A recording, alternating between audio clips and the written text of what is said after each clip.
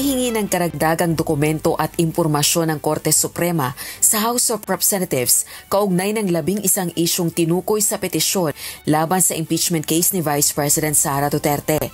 Pero 4 dito tinanggihang sagutin ng Kamara. Kabilang narito ang issue kung anong tanggapan o komite sa Kamara ang bumuo sa Articles of Impeachment at kung kailan ito nakumpleto bago ihain sa Senado.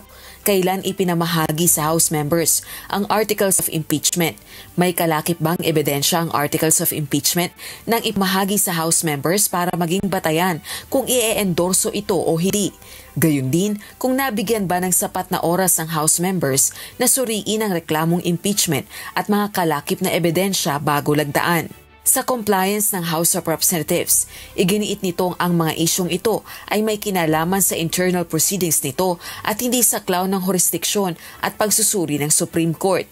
Dagdag pa rito, ang usapin sa paghahanda, pamamahagi at pagsusuri ng reklamong impeachment, gayon din ang attachments nito ay hindi saklaw ng anumang tiyak na probisyon ng saligang batas o alituntunin ng House of Representatives. Sa kanyang social media post, naniniwala si retired Supreme Court Associate Justice Adolfo Ascuna na ang mga tanong ng Korte Suprema sa House of Representatives ay hindi maituturing na judicial overreach. Bagkus, bahagi ng tungkulin ng kataas-taasang hukuman na suriin ang posibilidad ng pagkakaroon ng paglabag sa saligang batas o pag-abuso sa tungkulin. Umaasa naman ang House of Representatives maglalabas ng desisyon ng Korte Suprema kaugnay ng petisyon sa impeachment case pabor sa Kamara at uumpisahan din ng Senate Impeachment Court ang paglilitis kay VP Sara.